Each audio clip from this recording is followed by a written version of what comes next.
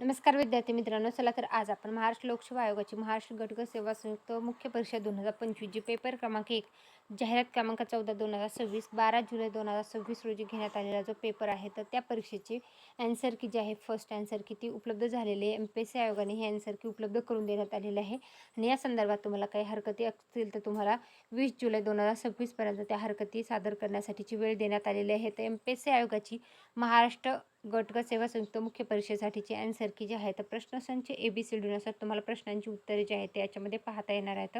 तरी जे विद्यार्थी MPSC आयोगाची महाराष्ट्र गटसाठीची एक्झाम दिलेली आहे तर त्यांच्यासाठी आलेलं हे खूप खूप महत्त्वाचं अपडेट आहे. याचा PDF जे आहे ते आपल्या टेलिग्राम चॅनल सरकारी नोकरी जाहिरात त्याच्यावर मी उपलब्ध करून दिलेला आहे.